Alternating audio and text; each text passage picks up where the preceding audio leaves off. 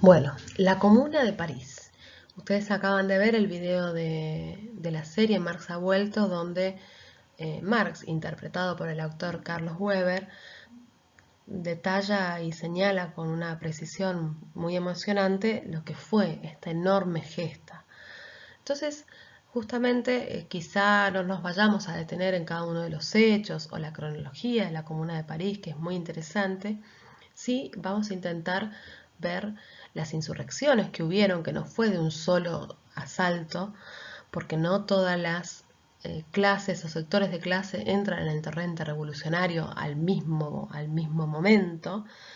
Y también vamos a ver que no solamente si hablamos de revolución, vamos a ver necesariamente una contrarrevolución que se puede producir por diferentes factores. Vamos a ver la ofensiva y la defensiva en diferentes momentos de este proceso revolucionario, el tiempo como un factor decisivo y también las instituciones de doble poder que se iban generando por parte de los sectores de masas en estos días en la ciudad de París.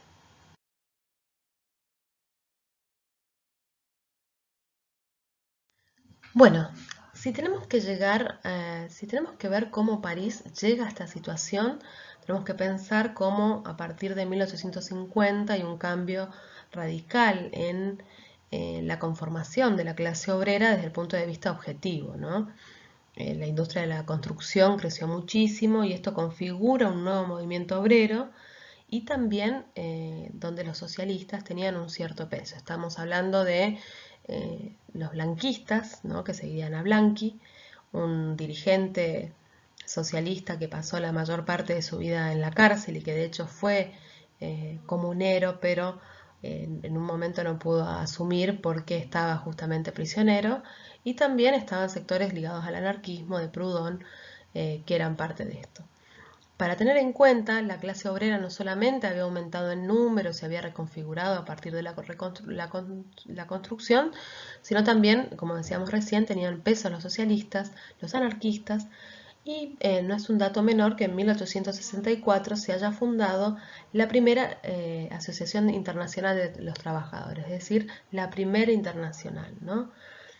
Desde ya que sufrieron represión todos estos sectores, pero eran parte de los sectores actuantes que llegan a la Comuna de París a estos años de 1870, 1871, tenemos que ver también de dónde se venía.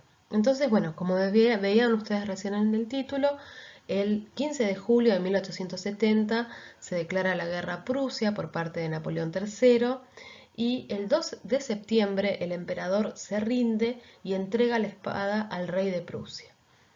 Esto produce también una insurrección en París el 4 de septiembre de 1870, donde una multitud ocupa la Cámara de Diputados y logra que se conforma un gobierno de defensa nacional, ¿no?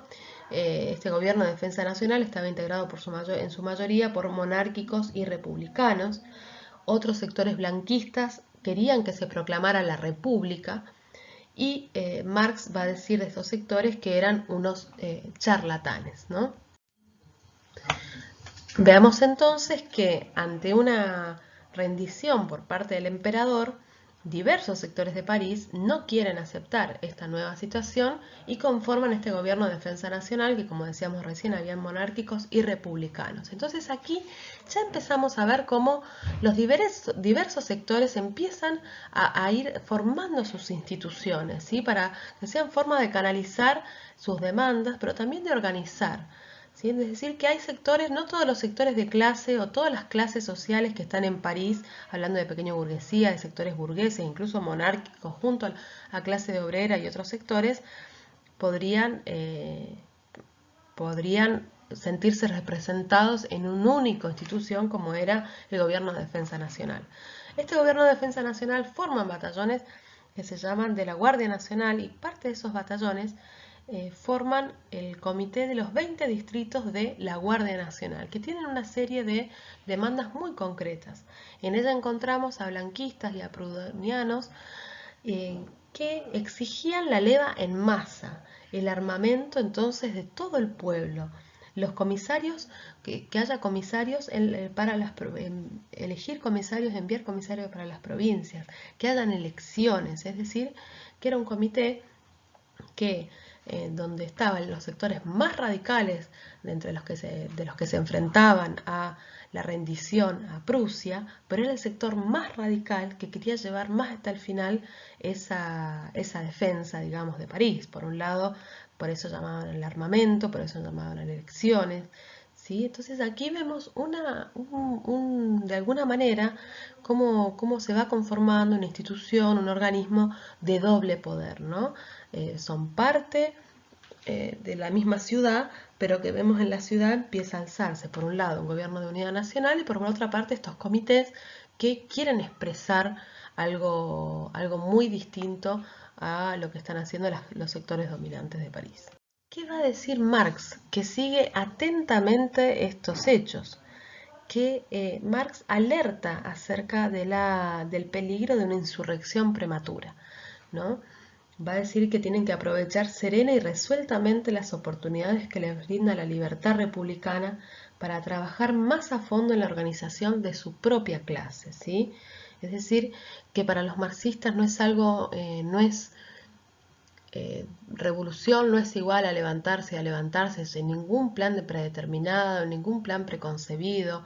Recordemos que Marx en el Manifiesto Comunista habla de que muchas veces las masas entran a un proceso revolucionario sin tener muy en claro dónde quieren ir, pero que sí hay un sector dirigente que es su partido, que por eso es tan importante la necesidad de conformar un partido propio de la clase obrera que marque un rumbo hacia dónde ir, ¿no? Entonces Marx lo que está diciendo en este momento es que se aproveche este periodo donde hay un gobierno de defensa nacional. Él habla de esta libertad republicana que da este gobierno para ir a fondo con la organización de su propia clase, es decir, que no es cuestión solamente de levantarse, sino de tener una organización mucho más sólida, mucho más anclada, mucho más cohesionada. No está hablando entonces solamente de la organización en términos de partidos, sino también está hablando de organización en términos de sindicales, de estos mismos comités de los que estábamos hablando antes, cómo podían tener una mayor extensión y una mayor profundización, o ver a fondo cuáles son el programa, los planteos que hay que hacer, ¿no? O la situación, cómo hay que medirlo. Bueno, pese a estas advertencias desde ya de Marx, sí se suceden una serie de insurrecciones. El 31 de octubre, cuando se confirma la rendición, hay un levantamiento que fracasa y que después lleva a que muchos de estos sectores sean encarcelados. El 22 también hay un nuevo intento insurreccional y hay detenciones, incluso cierres de clubes, de periódicos, de clubes obreros. Estamos hablando de sectores donde se discutía y se hacía. Bueno, París se rinde el 28 de enero de 1871 y con Prusia se establece una tregua para conformar una asamblea nacional que fije los términos de la paz. ¿Qué era la paz? Incluía el desarme del ejército francés y concesiones, ¿no? Desde el punto de vista de algunos territorios, ¿no? Para hacer esta Asamblea Nacional, el 18 de febrero se convocan elecciones donde en estas elecciones van a ser electos mayor cantidad de monárquicos en todo el territorio francés y en París van a tener mayor cantidad de votos los republicanos. Aún así, en la Asamblea Nacional, la mayoría eran republicanos, por eso y eran no de París mismo, sino de la Francia rural, por eso va a ser conocida como la Asamblea de los Rurales. El 1 de marzo van a entrar los prusianos, pero lo van a hacer a un sector de la ciudad que está alejada de los distritos obreros. Decíamos entonces que el 1 de marzo ingresan los prusianos a París y se instalan, se recluyen, todavía no es que ingresan a los tiros, sino que se recluyen en un sector de la ciudad alejado de los distritos obreros. Y aquí también volvemos a ver esa dualidad, donde por un lado estaba esta Asamblea Nacional que decíamos era la Asamblea de los Rurales, donde se trasladan a Versalles, ¿sí? Alejados de la ciudad de París, y empiezan a tomar una serie de medidas totalmente antipopulares. Entre ellas estaba bajarle el sueldo a la Guardia Nacional, pero también daban fin a una moratoria de deudas que había, sobre todo en los pequeños comerciantes de París, y también el fin a aquellos que debían los alquileres que debían de ser desalojados. Es decir, un ataque realmente muy fuerte a las condiciones de vida de grandes sectores de la población, ya sea de pequeña burguesía o incluso de trabajadores.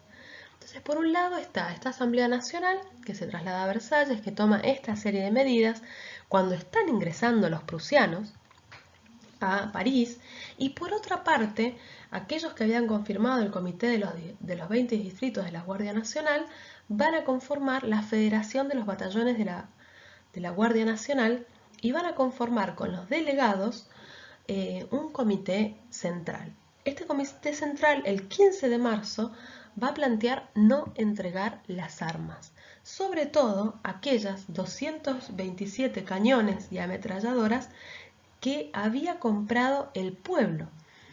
Entonces lo que van a hacer es lo van a trasladar y los van a resguardar en los distritos populares.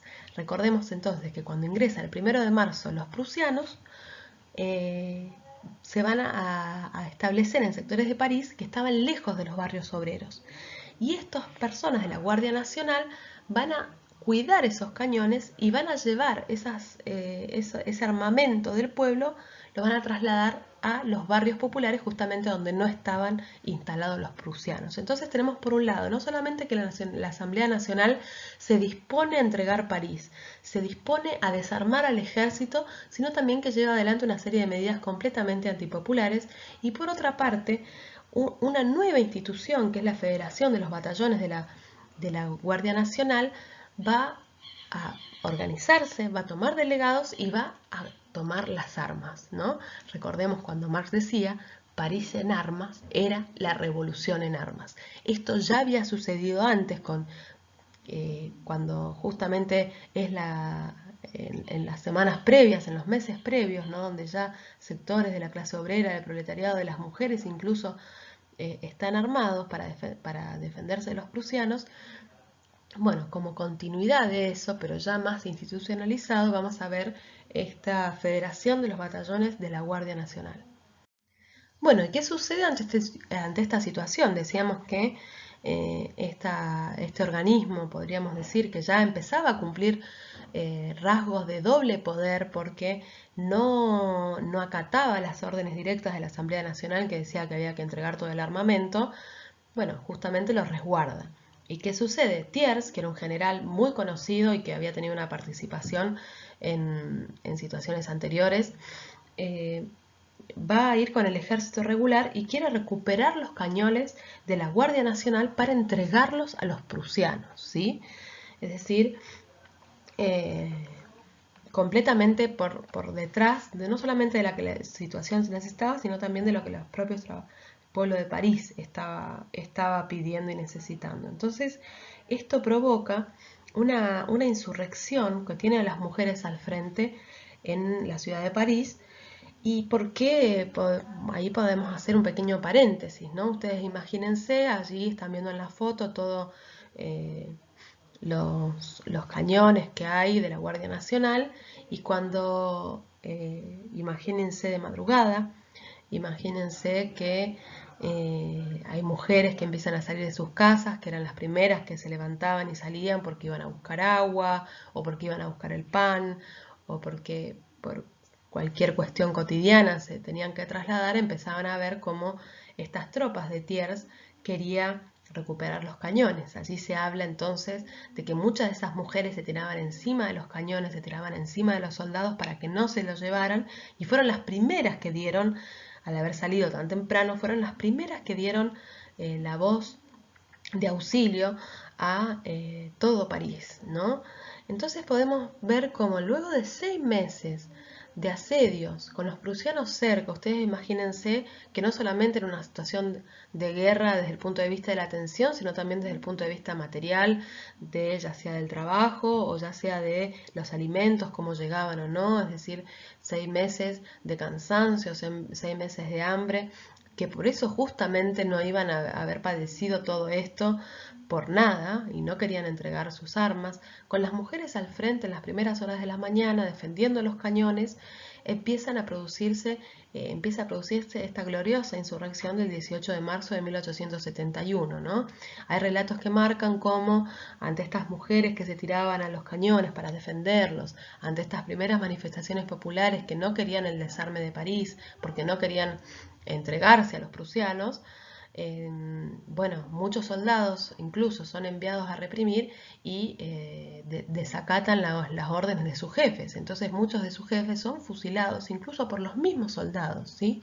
Y muchos burgueses espantados ante esta situación, y siempre los burgueses recordando lo que sucedió en la Revolución Francesa, que a muchos les ha generado vergüenza haberle cortado la cabeza a un rey, bueno, huyen despavoridos, y muchos, como tenían sus casas de campo en las afueras de París, en el interior, en el campo, huyen despavoridos de Francia, de París estamos diciendo. Entonces, aquí empezamos a ver el nacimiento de la comuna.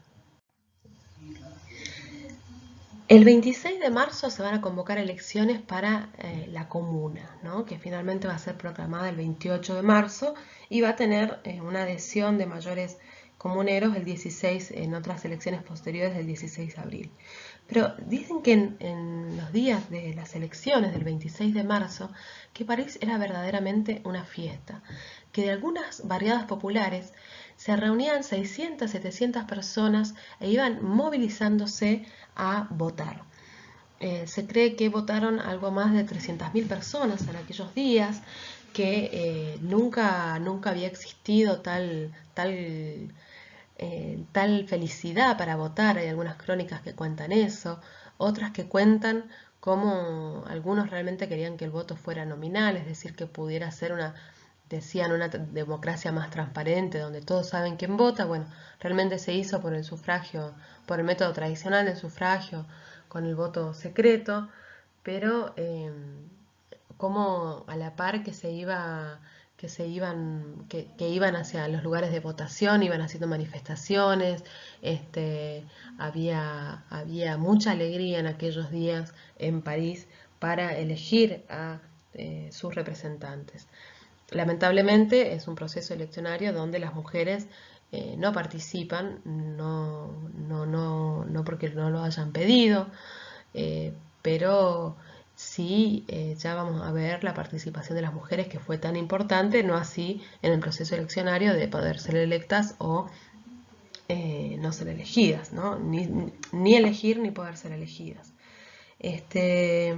Vamos a ver que es una comuna que va a quedar conformada con una mayoría de obreros y demócratas, que va a poner fin a la moratoria que había establecido la Asamblea Nacional, es decir, que es una comuna que empieza a tomar medidas que van completamente por fuera de lo que había pautado la Asamblea Nacional, que estaba en Versalles. Entonces tenemos un poder, que es la Asamblea Nacional, que está en Versalles, y tenemos el otro poder, que es la comuna, que está en París, y que empieza directamente a desdecir lo que se había dicho en esa Asamblea Nacional.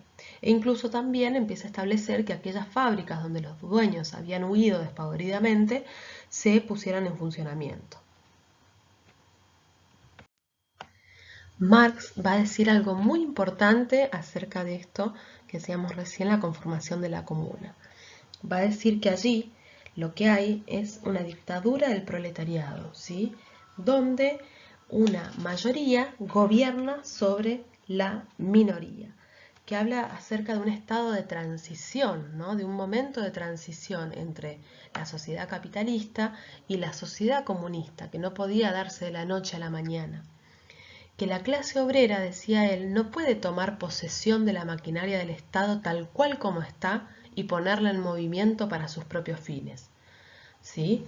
Es decir, que no era el Estado burgués el que los obreros debían llegar y desde allí intentar ver cómo cumplir sus propios fines, sino que la clase obrera había destruido el Estado burgués y que había construido un nuevo Estado, el Estado obrero, donde la mayoría gobernaba sobre la minoría y que lo ponía en movimiento para sus propios fines, ¿sí? Estamos hablando de un proceso que el marxismo tuvo mucha atención sobre esta gesta porque permitió también de alguna manera después poder establecer un programa, un camino, trazar una ruta a seguir. Marx después, al final, va a decir que se ha conquistado un nuevo punto de partida de importancia histórico universal, ¿no? No vamos a decir que la Comuna de París fue un estado obrero como tal, porque en realidad fue en París, su capital, no fue en toda Francia, ¿no? Con todos los límites que podemos ponerle, pero sí donde la clase obrera constituye su propia institución, su propio Estado y gobierna la mayoría sobre la minoría. Esta elección histórica importantísima después va a ser profundizada por otros marxistas y va a ser teorizada, incluso llevada a la práctica, ¿no? Donde hay meses y momentos donde hay un doble poder, esto lo veíamos en la federación, en el comité, ¿no? Cómo hacía y decía cuestiones contrarias, decidía, tenía poder de decisión y poder de acción, cuestiones contrarias a lo que se daban desde el poder establecido, desde la Asamblea Nacional o desde el Gobierno de Defensa Nacional, y cómo esto finalmente cristaliza en la comuna, ¿no? Podríamos verlo si vemos de alguna balanza donde estaba el poder burgués representado en la Guardia en el Gobierno de Defensa Nacional, en la Asamblea Nacional, y de otra parte el poder obrero que estaba expresado, el poder obrero de las mujeres, los pequeños comerciantes, los sectores oprimidos y arruinados de París, ese poder que estaba expresado ya sea en el Comité de los 20 o en la Federación, bueno, como esa balanza finalmente, luego de la insurrección del 18 de marzo, toma, y con las armas, no solamente con las habiendo ganado las armas, bueno, sube y toma una mayor preponderancia durante algunas semanas de algunos meses en París. Bueno, ¿qué era la comuna? ¿Qué tenía la comuna, no? En un principio estaba formado por 92 consejeros. De esos 92 consejeros, 21 eran republicanos, 18 eran internacionalistas, seguidores de Proudhon, 44 eran neojacobinos y blanquistas, y había 9 cargos vacantes para quienes estaban encarcelados, como Blanqui e incluso Garibaldi. Fue proclamada el 28 de marzo y se añadieron 36 miembros más el 16 de abril en unas elecciones complementarias, ¿no?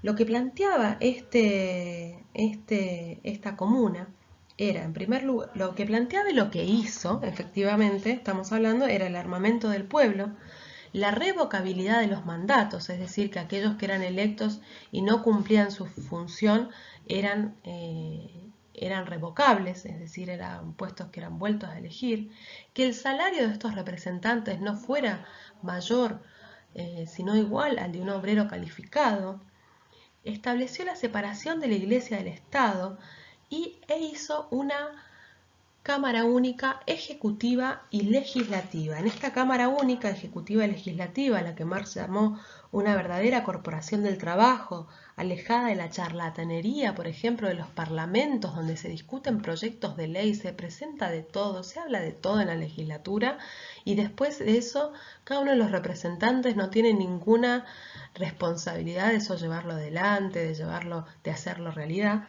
Bueno, esto era una verdadera corporación de trabajo donde si se discutía una idea, era el mismo organismo el que lo llevaba adelante, ¿sí? Por eso la función ejecutiva y legislativa estaban unidas. Trabajaba a partir de una serie de comisiones, estaba la comisión ejecutiva, la comisión militar, la comisión de subsistencia, la comisión de finanzas, la comisión de justicia, la de seguridad, la de trabajo, la de industria y la de servicios públicos y enseñanza. Esta comuna también abolió el trabajo nocturno, abolió las multas que se establecieran para los obreros y las obreras en los lugares de trabajo y las fábricas abandonadas por los burgueses fueron puestas a producir. Las mujeres en la Comuna de París tuvieron una participación previo incluso a la conformación de la comuna, cuando fueron parte de los batallones femeninos de la Guardia Nacional. Recordemos que por aquellos años era incluso hasta mal visto que una mujer empuñara un arma. El lugar de la mujer era la casa, la vivienda. Muchos incluso sectores eran reacios a que las mujeres participen del mundo del trabajo y estén en un trabajo afuera de sus casas. E incluso, bueno, Proudhon, anarquista, es conocido y a veces catalogado como un gran misógino, ¿no? Pero así todas las mujeres no fueron para nada ajenas de todo este proceso revolucionario que vimos estos días. Entonces, había 3.000 mujeres que participaron activamente de la fabricación de las armas, ¿sí? De las armas que eran parte de este acervo que quería cuidar los sectores populares en París. Ellos establecieron también la Unión para la Defensa, ellas establecieron la Unión para la Defensa de París y el cuidado de los heridos, ¿sí? También como un organismo donde discutían acerca de sus reivindicaciones como mujeres, pero también hablaban acerca del rumbo que debía seguir la lucha que estaban encarnando en cuerpo y alma. Muchas de ellas eran lavanderas, eran hilanderas, muchas de ellas eran maestras, panaderas, cocineras, mucamas, ¿sí? Todas ellas son las que decíamos que en la insurrección del 18 de marzo, por ser las primeras que salían muchas de sus casas, muchos de sus trabajos, se arrojaban sobre el armamento. Muchas de ellas fueron conocidas como las incendiarias, que después podrán ver en algunos reportajes que le han hecho a nuestra compañera Andrea Dati, cómo profundiza sobre esta experiencia tan interesante. Muchos socialistas decían que las mujeres sabían morir igual que amar, que estaban en las barricadas codo a codo con los varones, quizá en un principio cargando las armas con pólvora, pero después pudiendo empuñarlas, no solamente como enfermeras, sino también en muchos lugares, en muchas barricadas, cuando los hombres iban cayendo, eran ellas las que tomaban las armas y seguían, como mostramos allí en la imagen, ¿no? Ellas durante todos estos meses de la comuna crean cooperativas, sindicatos, escuelas también donde son educados por igual niñas y niños. Muchas de ellas por eso mismo van a ser juzgadas luego de la derrota de la comuna proporcionalmente entre varones y mujeres, si bien varones eran más, pero en cuanto a la proporción fueron en mayor medida enjuiciadas, fueron en mayor medida fusiladas, fueron en mayor medida torturadas y fueron en mayor medida demonizadas, ¿no? Como hay muchos relatos de aquellos años donde hablan de mujeres brujas o mujeres que hacían hablarlas en las novelas diciendo que ellas podrían haber defendido París mucho mejor, llenando con sus brebajes las fuentes, llenando con su fuego todo, ¿no? Si ustedes pueden leer, después podemos compartir estas notas que les decía de otros compañeros, pero también los documentos que hay sobre la participación de las mujeres en la Comuna de París. Bien, como la contrarrevolución, si había revolución, decíamos al principio, si hay revolución tenemos que hablar de contrarrevolución. Y la contrarrevolución no había descansado y la contrarrevolución tampoco había descansado. Durante todo este tiempo, donde desde la comuna no se planteó ir a Versalles, por ejemplo, la burguesía tuvo tiempo para reconstruir su ejército. Entonces, el 2 de abril, Thiers ingresa con 170.000 soldados y recordemos aquí obtuvo una gran ayuda de Bismarck, que había liberado a los presos de guerra. Allí existió la solidaridad de la burguesía, la solidaridad de clase, que incluso estando estando en guerra, así todo, liberan a los soldados para que puedan ser llevados hacia las calles de París a masacrar obreros. Se dice que fueron 8 días de resistencia heroica. Aquí es cuando las mujeres que veían caer a los varones tomaban las armas, los niños tomaban las armas, es decir, París entero resistió durante 8 días a este ejército enorme que quería terminar no solamente con sus vidas, sino también con ese ejemplo terrible que estaban para la burguesía que estaban llevando adelante.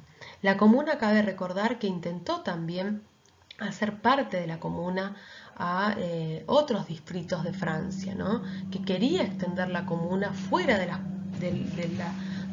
París, que quería extenderlo más allá. Sin embargo, no tuvo tiempo de hacer esto.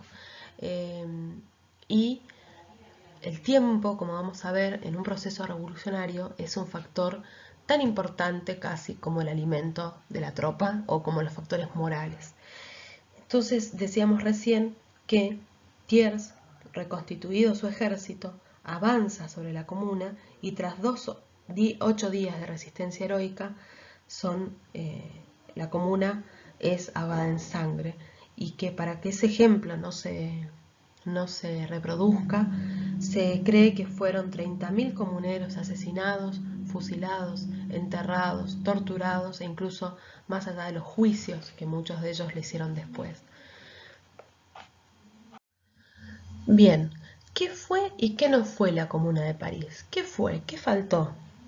Marx dice que se había conquistado un nuevo punto de partida de importancia histórica universal, es decir, que las luchas que vinieran después de la Comuna de París ya no tenían que empezar de cero, tenían ese ejemplo de la Comuna, ese primer Estado obrero, esa primera dictadura de la mayoría sobre la minoría, las medidas que había tomado, tanto las democráticas radicales, medidas que incluso la burguesía nunca había podido llevar adelante, como también había empezado a tomar medidas socialistas. Entonces, vamos a ver qué fue y qué no fue. En primer lugar, no fue un organismo parlamentario, ¿no? Estos son debates que se han dado en muchos momentos donde hablan de que la Comuna de París era un momento de democracia absoluta y un organismo parlamentario más puro porque cobraban como un trabajador calificado, porque eran sus cargos revocables. No, no fue un organismo parlamentario, fue una corporación de trabajo. Recordemos que estaban unidos la Cámara Ejecutiva y la Cámara Legislativa, es decir, las funciones legislativas y ejecutivas, para decirlo mejor, estaban en una sola. Los representantes del pueblo eran electos, tenían que ser responsables, no desde el punto de vista de ir y marcar ficha y trabajar un rato y sentar la cola en la silla, sino responsables desde el punto de vista de las leyes, lo que se debatía, ¿sí?, se llevara adelante hasta sus últimas consecuencias, y que si no era así, tenían que ser revocables. Es una corporación de trabajo que no tiene nada que ver con un organismo parlamentario donde se parla, y eso no tiene absolutamente ninguna consecuencia en la realidad. Por otra parte está la cuestión de la paz, ¿no? Es algo muy importante que atravesó los días de la Comuna de París. Un compañero escribió una nota, que es Matías Mayelo, que después la vamos a compartir, donde decía que la Comuna de París necesitó más tiempo o no lo supo administrar bien. ¿Por qué? Porque no atacó a la contrarrevolución que se encontraba en Versalles, no marchó hacia Versalles a quizá aniquilar eso, o a espantar a esos sectores para que no tuvieran tiempo ellos. El tiempo que no hicieron, de lo que no hicieron los revolucionarios, fue tiempo ganado para los contrarrevolucionarios, ¿sí? Entonces, querían, muchos de los comuneros estaban más preocupados por establecer la legalidad de la comuna para obtener la paz necesaria para que no fueran atacados. Bueno, y en este afán también de lograr la paz, de buscar los comuneros una legalidad, legalidad de alguna forma, de esforzarse por mostrarse que ellos eran legales, que habían hecho las elecciones correctamente, que no eran una amenaza para otros sectores, que lo que estaban haciendo justamente tenía legitimidad, pero también tenía legalidad. No tomaron el Banco de Francia, que es algo que Engels lo señala muy correctamente en los inicios en un prefacio que hace al escrito de Marx sobre la guerra civil en Francia. Dice, tenían todo el dinero de la burguesía en el Banco de Francia, y no la tomaron para que efectivamente, si querían negociar la paz, cualquier paz fuera negociada a partir de que ellos tenían el botín de los burgueses, para decirlo de alguna manera, ¿no? Entonces, de esta manera podemos ver algunos límites, algunos errores que tuvo la Comuna de París, pero que aún así han sido fruto de enseñanzas enormes, no solamente porque a nivel teórico, a nivel programático, permitió para Marx establecer este periodo de transición donde los obreros no se puede pasar de una sociedad de clases a una sociedad sin clases de la noche a la mañana, sino que era necesario un periodo de transición donde haya una dictadura de la mayoría sobre la minoría, ¿no? Recordemos que el comunismo, el marxismo, lo que quiere llegar es a una sociedad sin clases y por lo tanto a una sociedad sin Estado, ¿no? Si no hay clases sociales, si no es necesario ningún órgano que lo oprima a una clase hacia la otra y no hace, por lo tanto, falta el Estado. Pero sí en un periodo de transición es necesario que la mayoría oprima a una minoría, es decir, que el proletariado oprima a una minoría que es la burguesía para poder llevar adelante una serie de medidas que garanticen que la sociedad se encamina hacia una sociedad sin clases. Entonces, es muy importante las lecciones de la Comuna, no solamente por lo que no se hizo, sino por lo que se hizo, también por la necesidad para nosotros de establecer la importancia de una organización, de un partido que hubiera visto estas cuestiones acerca del tiempo, de no hacer insurrecciones prematuras,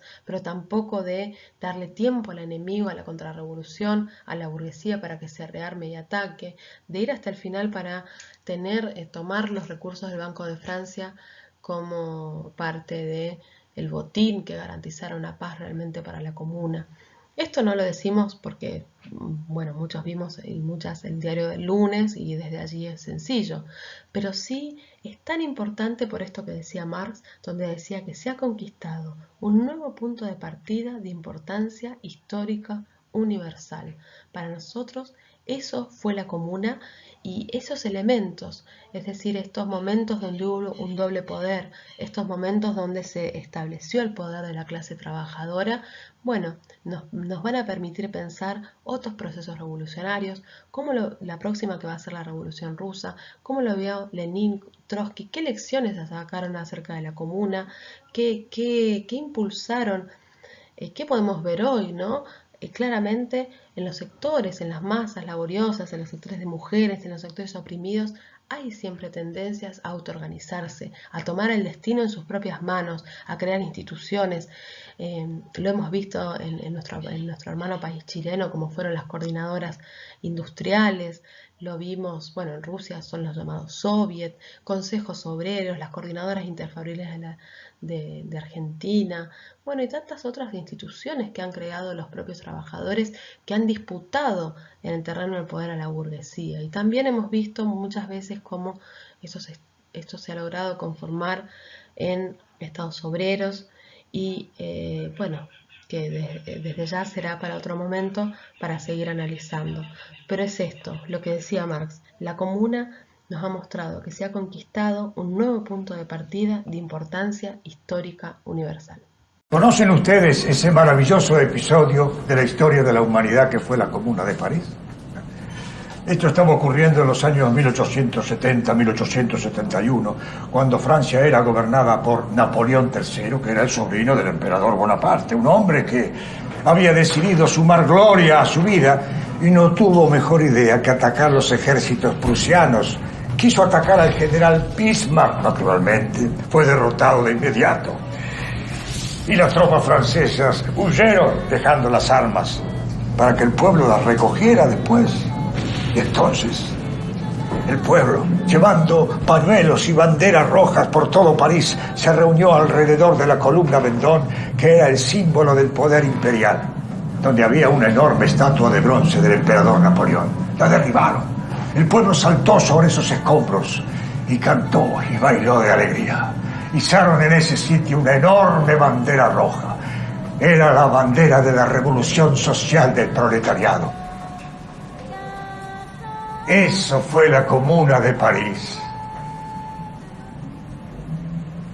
La Comuna de París duró muy pocos meses, pero sus logros fueron espectaculares.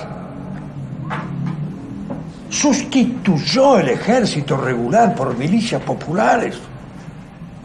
Separó la Iglesia del Estado. Le dio un carácter estrictamente laico a la instrucción pública. Promulgó el famoso decreto, mediante el cual todas las fábricas y talleres que fueron abandonadas por sus dueños debían ser entregados a cooperativas de obreros. Dispuso que el sueldo de todos los funcionarios y de los servidores públicos no podían en ningún caso superar el sueldo de un obrero común. Terminó con la farsa de la jerarquía del Estado, despidió a los burócratas de élite y los sustituyó por servidores públicos revocables que ganaban un sueldo de obrero calificado.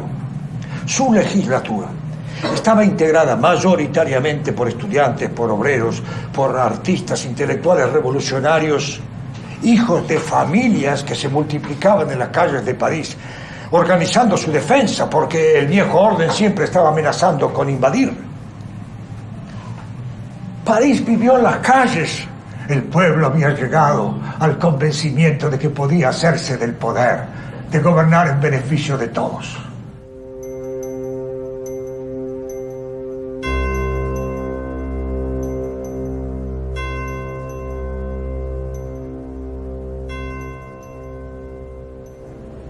Entonces, ante la amenaza de que el fenómeno de la Comuna de París contagiara toda Europa,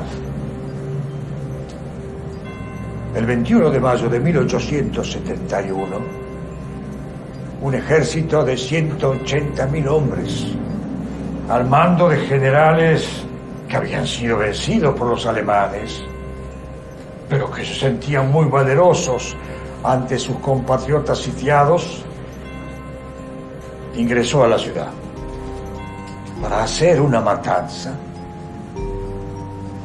que París jamás había visto. La defensa se organizó en barricadas, que estaban defendidas tanto por hombres como por mujeres y por niños incluso. Pero la lucha era muy desigual ante el embate de la artillería del ejército regular. Los comuneros se defendieron hasta la muerte. Aquella batalla duró una semana. El 28 de mayo de 1871 cayó la última barricada que era defendida por un solo combatiente ante la muerte de sus compañeros. El ejemplo de la Comuna de París no podía permitirse. Resultaba demasiado inspirador para el resto del mundo. La inundaron en sangre. Condujeron a todos los líderes de la Comuna de París al cementerio de Père Lachaise. Los colocaron contra el muro. Los fusilaron.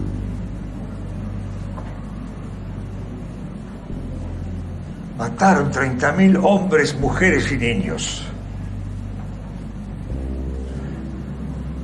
Muchos de ellos los mejores obreros de todos los oficios. Pero la Comuna de París ha dejado muchas enseñanzas, maravillosas enseñanzas. La clase obrera no debe limitarse simplemente a apoderarse de la máquina del Estado para sus propios fines, sino que debe construir su propio Estado, su propio gobierno. Había mucho del socialismo que yo soñé en aquella revolución, en la Comuna de París.